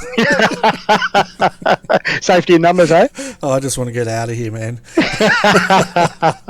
All right. Thanks so much for popping in, Stephen, and well done on your second spot tonight. Good effort, good drive, and you stayed out of trouble, so that's excellent.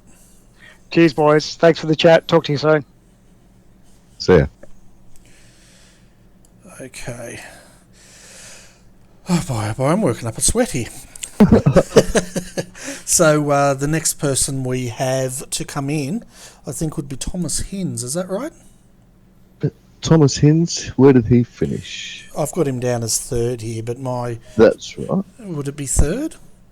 He results... Thomas Hinds? No, I've got him... Let me make sure I'm looking at the right section here. Yeah, we'll bring him up. Well, I've got him in fourth. Fourth, okay. Yeah, my telemetry's all over the place because they stopped under yellow here. But let's bring up the next person, and we'll try and speed these interviews up, folks, so we don't spend all night under interviews like we did under yellow tonight. And we'll have a quick chat with Thomas. And then, Danny, you can grill him a steak, and we'll move on. Okie dokie. Hi Thomas, welcome to the RRTV Combox, mate, and welcome to our barbecue here tonight at Phoenix. Basically, finishing fourth tonight. Looks like you moved up 4 positions, so not too bad considering the amount of yellows we had tonight. So tell us a little bit about your race. Yeah, thanks. Well, started 12th in quali. That wasn't perfect. Just didn't quite put it together properly, but it's good enough. Got me just into towards around the top 10. That's generally the aim. If you can get in towards the top 10, you're generally clear of what can be some of the messy stuff further down. So it was up in a decent spot to start, and just kept doing. It's kind of like what I did at Chicagoland. Did the same sort of thing. Just every little bit of green flag, I would just sort of gain a position or two and just chip away, get a good run on off the restart, and then just make a move or two here and there. And then just as each one went on, just kept gaining spots, and then sort of stabilised around sort of 5th, 6th thereabouts for a while. And me and Dave, as hopefully, because it was really awesome fun between the two of us. Probably saw us in the broadcast a bit going side by side a lot in the green flag runs. It's basically, I reckon about 95% of the green flag runs we were side by side pretty much. It was really, really awesome stuff. So as I already said to Dave personally, but again, massive kudos to Dave. That was awesome fun. Every restart we seemed to be, he'd get the jump and get me, then I'd get the jump and get him, and we kept Eoring between each other, which was fantastic. But yeah, just kept going along, and then I got I think the second or third last restart, got a real nice jump and managed to jump my teammate Matt. We got a bit balked off the restart, so I jumped at the fourth, and then just held that to the end, and got another good result. So yeah, I'm happy. Once again, I'm always usually top 10 as usual as the minimum. If I can get a top 5, I'm usually pretty ecstatic with that. So yeah, to get the fourth, I'm really happy, especially starting just outside the 10, just chipping away, keeping it clean. Really happy to get that result, especially here at Phoenix, which, as we saw tonight, can be a track that can cause a few issues for bigger fields like this. Fantastic. Well, I'm going to hand you over to Danny. And one of the viewers come up with something here, Danny, and this might set the scene for Thomas. If Sandman's called the diplomat, they're saying you're now called the disciplinarian. How's that sound? Thomas knows what he's in for. We've spoken before. Yeah. I'm sort of prepared. Okay. While you're doing that, I'm going to have a pit stop. So good luck. See ya. I'm out of here. Bye. See you, buddy. Well done, Thomas. Moved a few posies tonight. Thank you. But look, Bernie's touched all that. You've told us how your race went. We told us what happened. Done. Driver standards. I think I was 8th coming in. So I'm guessing I've probably maybe jumped 1 or 2, because I know from about 4th or 5th down to basically, I think about 11th or even more, we're all within about 20 points of each other, so it's really close. I'm not actually sure where I'd be, but I'm hoping I've jumped up maybe a spot or 2, hopefully, fingers crossed. But yeah, I wasn't expecting, I'm still only doing this for fun, this series. I just sort of started doing it because Thomas, I could interrupt you, sorry. Oh, no worries. I didn't say standings, I said standards. Standards, wow. Sorry, Daniel. My ears are shot, apparently. I can't hear things. Standards, yes.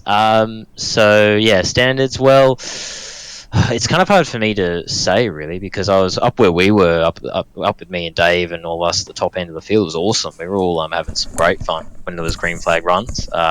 Really close but fair. I don't think I had a single contact that race, which is awesome. So it's kind of hard for me to really say how it was back there, because I didn't see a lot of the incidents. But I know we're on a US server. I know there's latency involved. I know a few of them would have been latency caused, but it just,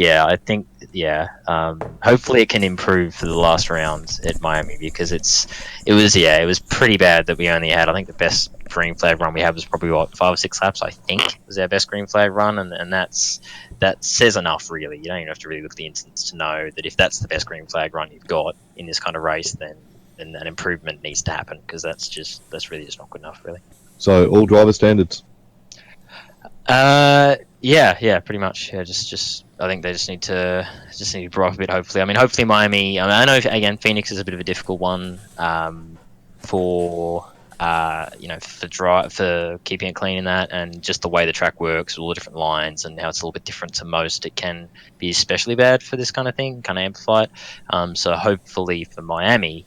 Next week it'll be a bit better, because you can do multiple lines there. It's, I think, a bit of an easier track, obviously very heavy banking in the corners, so hopefully we can have a bit better of a time next week to round off the season. But yeah, hopefully it'll improve. But I know that the guys here at ANZCAR, they do an awesome job as usual, and they've got a lot of plans for next season to give us hopefully a bit of a better standard than we've had the last couple of races, and produce some awesome racing again. So hopefully that can happen. We can not have 75 laps of pacing essentially, like we had tonight. No worries. Well, congratulations on where you finished, mate. Yep, thank you very much. So we'll give you the opportunity to thank anyone. Yeah, indeed. Again, apologies. I still can't believe I misheard standards and standings. My hearing is shot already, which is terrible at 22. But anyway,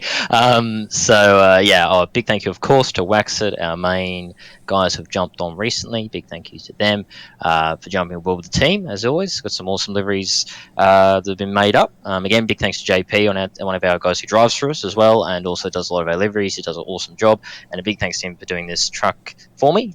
Just asked him if he could do a Waxit one for me. He did it for me pretty quickly and very nicely as well. So big thanks to JP for that. And always obviously GTI, Race Center, and Carney as usual. Big thanks to them for their support that they've given us for a long time now. So big thanks to them. And big thanks as well to ANZCAR, to Edward and all the guys here. I know they do a really good job at trying to run the best series they can, and I think they do very well at that. So big thanks to them to work they do, and thanks to you guys as always for the awesome broadcasts you do. And I hope that you guys at least had some kind of fun, even though it was a lot of pacing tonight. So yeah. Fantastic. And before you go, Thomas, we're talking about the celebration PFR and Waxit were doing in that competition. Is that still running, or is that now closed?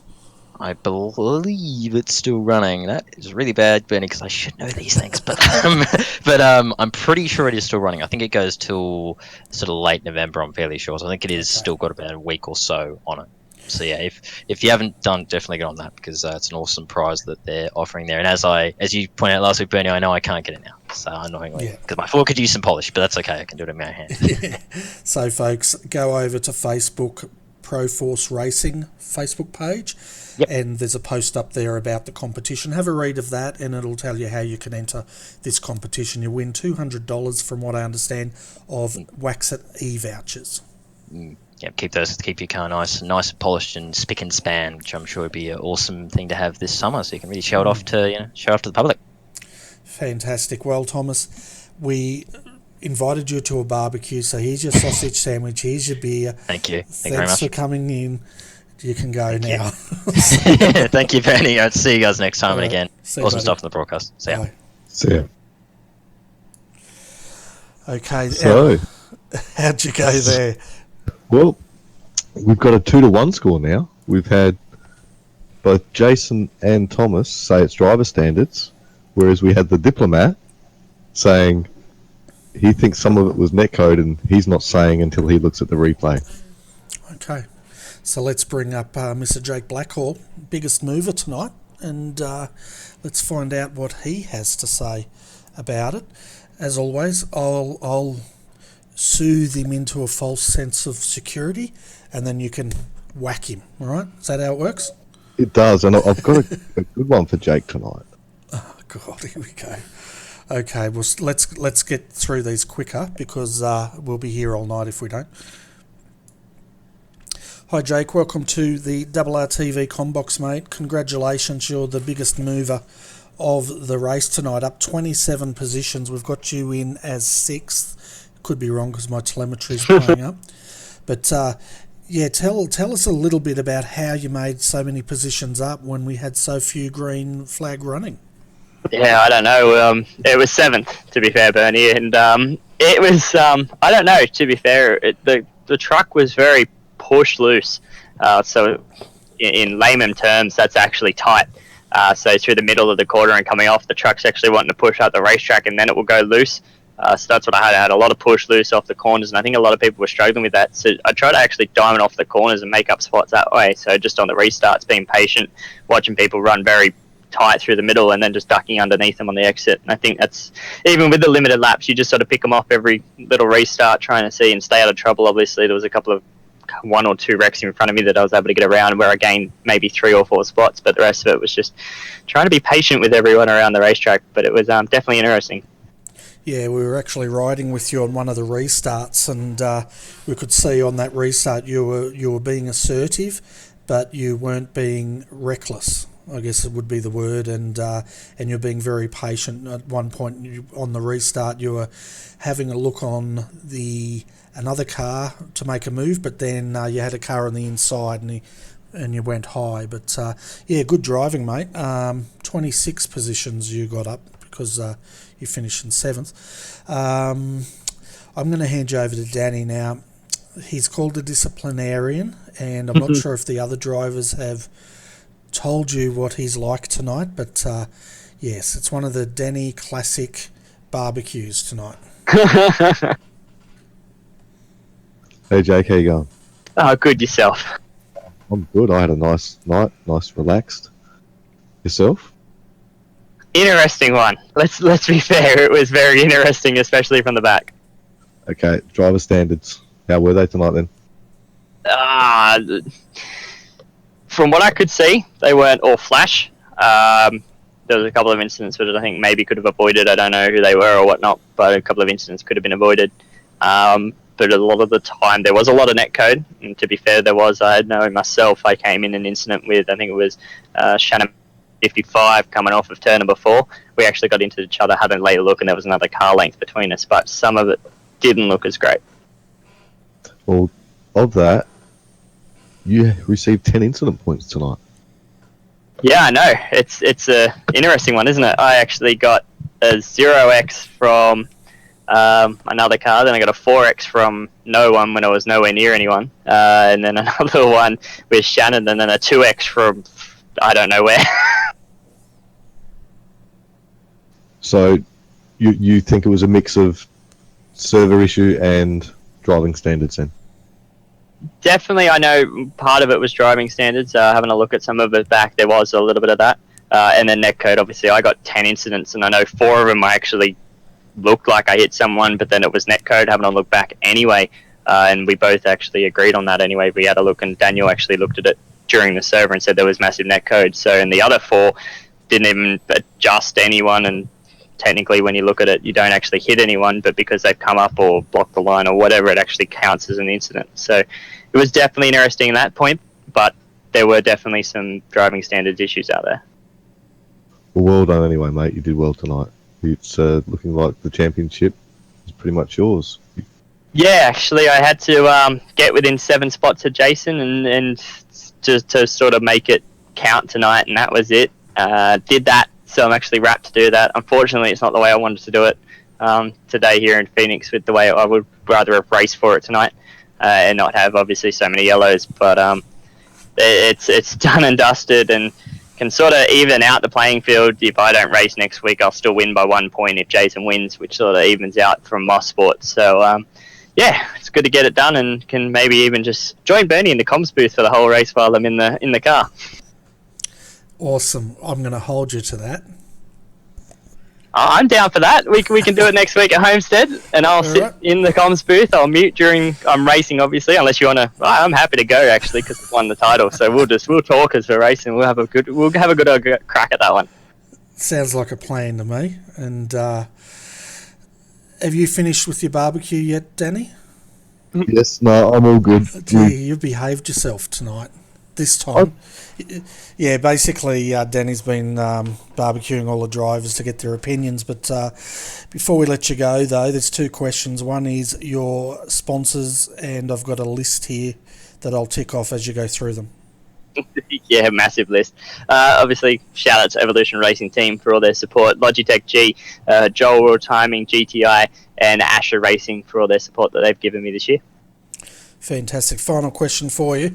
You've got a choice here between sausage sandwich, steak sandwich, or you can have one of those really pathetic vegetarian risoli things that no one's touching. Nah. Definitely sausage sandwich. All right, no worries. So you take this. You want a beer or a Coke? Oh, definitely a beer, mate. What are you talking about? Oh, I wasn't sure how old you were, so... Don't worry, I'm overage. It's all good. No worries, buddy. Well, thanks for popping in. Congratulations on taking out the championship. Awesome drive tonight. It was a really good drive to get through that field so quickly when we had so little green flags. So, yeah, congratulations. Thank you once again, and can't wait to watch the broadcast back. Cheers, guys, even though it was caution. Maybe a little bit boring, but still... Awesome job again, guys. Oh, we were talking. It can't be that boring. All right, see you, buddy. See you, mate. Okay, well, I've left the best to last, Danny, and that is Edward Foster will be the next person to come up, and I'm sure you'll be very keen to have a chat with Edward. Well, Edward, he finished, a little bit further down the field. He's going to have a better understanding of what was happening back there. Yeah, he also moved up. I've got him up about 7 positions from where he started. So, and of course, he was in the RRTV truck tonight, as always for this season. So, yeah, I'll bring him up. You can start the interview, or would you prefer me to start it? I'll get stuck into him, and then you can coddle him. Oh, maybe I'll coddle him first, because he won't want to talk to me after you've finished with him. I'll be nice. Oh. Hi Edward, welcome to the RRTV Combox, mate. You'll start with me on the interview and then I'm going to hand you over to the disciplinarian. But tell us a little bit about your race tonight. We've got you here 9th and up 7 positions. Was it 9th, was it? Did it go that well? Well, I don't know. I've got you down as 9th, but then again my telemetry's all over the place because of the yellow flag finish. Okay, right. Yeah, look... I wasn't really looking at the position, to be honest. I was generally just looking at the fuel load and that kind of thing, because I knew with the having to run the American server tonight because of the crash with the Australian servers, I knew we were going to get a lot of netcode and potentially a lot of wrecks, as it turned out. So I was definitely looking at perhaps pulling a bit of a tricky one and not pitting, but in the end that just became easy, so which is what most people did. So didn't really give us the opportunity to do too much. There wasn't too much of a chance to move forward because I was just kind of relying on people dropping out in front of me, because we really didn't get enough green flag runs to do any actual fighting for position, which was a bit of a shame. Yeah, it was a little bit of a shame, but I think when we're looking at coming to Phoenix with a massive field that we had on a hot day on an American server, I think it's going to be the way it was going to play out today. But hats off to the administrators of this great series, because I know you guys were working really hard behind the scenes trying to get a server up at all, so we could run this race tonight. Yeah, it was a little bit touch and go, a little bit frantic there for a while, but managed to get it happening in the end. I think that there were probably a few inevitable netcode contacts there, but there's also a little bit that needs tidying up on the driving standard side as well, certainly from what I've seen. So we've got we're nearly at the end of this season now, and just while I'm at it, I should probably congratulate Jake Blackhall on the championship, because it's absolutely well done and well deserved. But coming next season, we've got some further developments. ANZCAR is going to expand even further, and we're going to also have various things in place to help control the quality of the racing a bit better. So hopefully we'll see less of the races that we've seen tonight and probably a bit more of the great stuff that we had a little bit earlier on in the season. Yeah, fantastic. And looking at next year, we'll just go over that very quickly. I know where you guys are going to be running the summer series, which will be starting in a few weeks' time. Did you want to tell the viewers a little bit about that series and how they can get involved in it and what it's all about? Yeah, well, the summer series is basically just something to have on while it's summer and people are generally, that we've got the holiday period coming up. We don't want to try and make people commit to a full season when they've got the holiday season on and be wanting to spend time with their families and so on. So we just put together a collection of races which we think might be interesting. They start off with some of the slower cars in terms of speed. We're doing a bit of street stocks on dirt, and then that's working all the way up to a race at Talladega in unrestricted cup cars. So it's just going to be a bit of a mixed bag, a bit of fun for anybody who wants to show up and get involved. And I think that it's just going to provide a bit of practice. It's also going to give us as administrators a chance to try some new formats, try some new things, just things that we wouldn't particularly want to try out during a proper official season.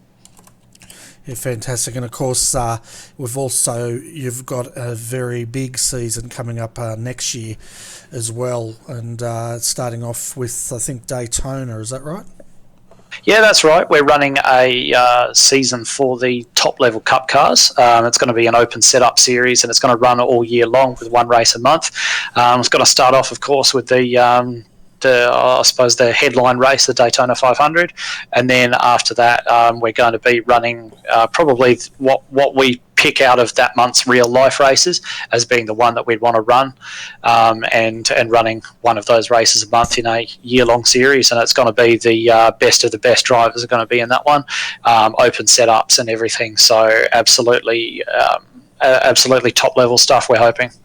Yeah, it's definitely going to be awesome, and that kicks off, I think, around about February next year. So if anyone's interested in that, how do they find you guys on iRacing? Well, they can either come to the AusNZ section of the forums and get in touch with us via the Oval Racing thread there, or that they can also potentially come and find us on Facebook under ANZCAR. So we always answer any questions. We do get quite a few queries about the various bits and pieces that we run. So always very keen to engage with people via that as well. Fantastic. Now, I need to warn you, at the start of the night, we knew you guys were going to have a rough night, and I said to Danny, let's put on a bit of a barbecue. Now, you're going to realise fairly quickly, Danny's idea of a barbecue and mine are a little bit different. So he's been nicknamed the disciplinarian, and I'll hand you over to him, Edward. But while he's doing that, I'll make you a sausage sandwich and get you a beer if you want. Excellent, mate. Crack me a tenny. As soon as I'm finished lashing Danny, I'll be right back with you. Awesome. How's your race, Edward? Sorry. Hello. How are you? Very well, thank you. So is that the first tough disciplinarian question? How's my race? Yeah, I want to know. How was it? You drove around a lot of cars tonight. You called them all bad. How? Well, no, I drove around a lot of cars. Some were we didn't do too much high speed driving. I didn't see a great many of the incidents. A few happened in front of me. Most happened sort of behind or a little bit too far up the field for me to really see too much of what went on. So I was more relying on Danny G, who was actually out of the race at that point. He had connection issues, and he was sort of advising what was going on elsewhere in the pack. So it's probably, as I mentioned earlier on, there was a little bit of netcode getting involved, but there was also probably a little bit of silly driving that was to blame for a lot of it as well. So, are there going to be any penalties tonight from this? Well, we've got two rules in ANZCAR. The first is no deliberate wrecking. And the second one is that there's not to be any consistently careless bringing out of cautions and things like that, consistently careless driving. And what it needs to be to qualify for that is it needs to be somebody consistently causing cautions over the period of either in the single race or over multiple races, always being the one to be causing cautions. So not having had the chance to go back and overlook the incidents in detail that have happened tonight, I can't say whether or not there are going to be any penalties, but it's something that we do look at after every single race. There's obviously plenty for us to go through after this one, and we've got a list of people, I suppose, that we've sort of who are, I'd say, on a warning at the moment. So if any of them were involved, there could potentially be some penalties handed out, but we need to go back and look at it first. So no one in your mind already? No one that I'm willing to comment on. Fair enough. Now, last week there was an incident. I believe some drivers were spoke to. Our viewers saw that incident. What's your comments on that? I believe you're probably talking about the incident between Stratford and Micklemore. Am I correct? Correct. Okay, so basically with that one, normally deliberate wrecking carries a one-race ban, as I mentioned.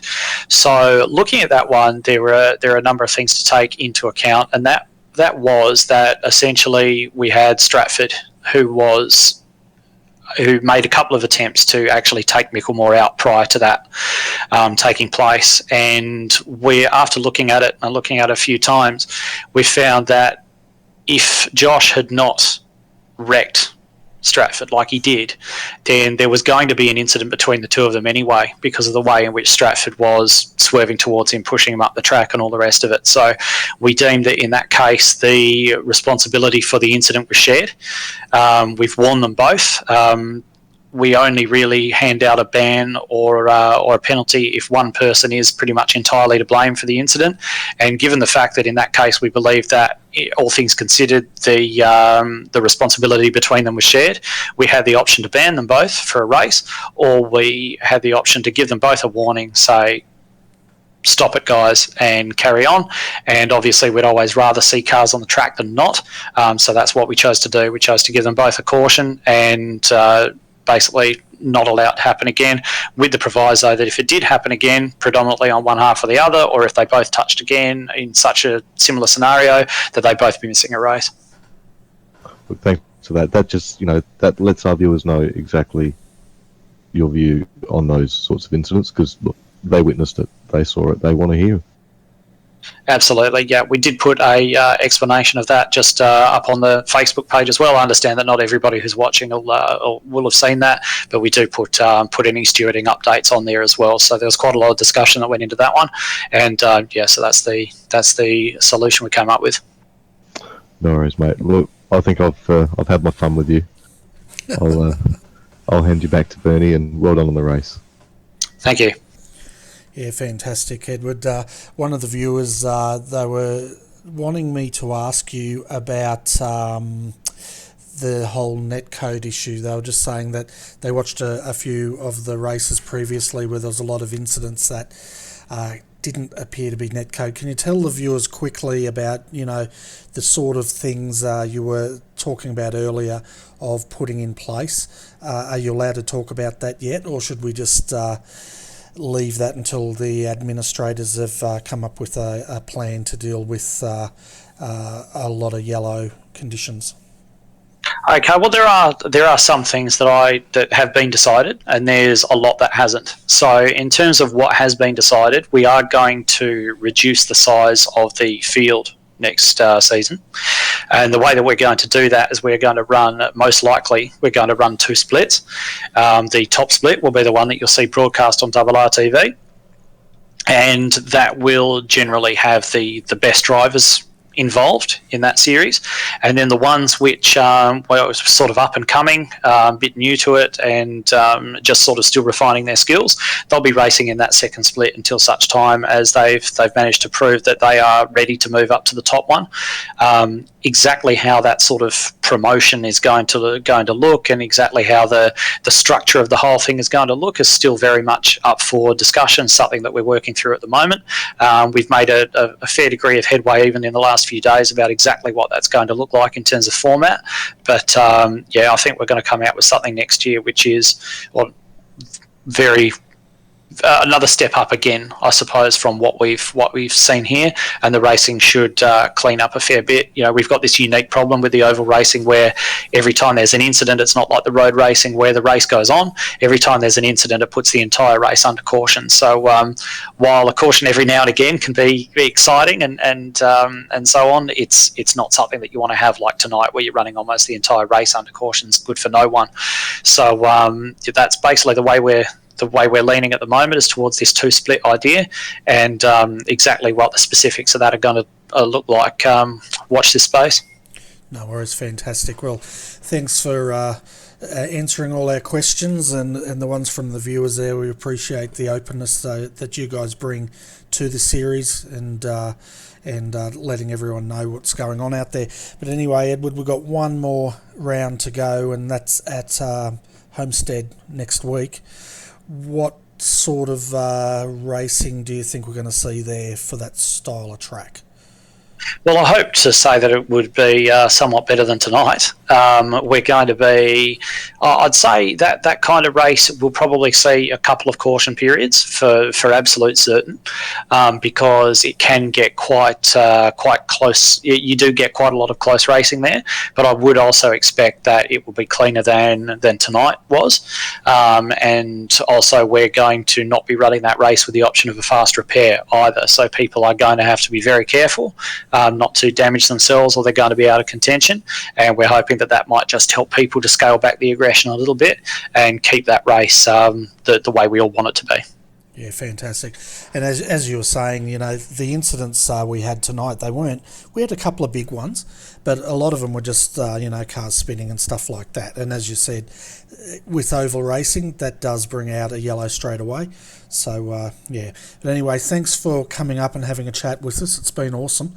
And what do you want? You wanted a steak sandwich or a sausage sandwich and a beer? Was that right?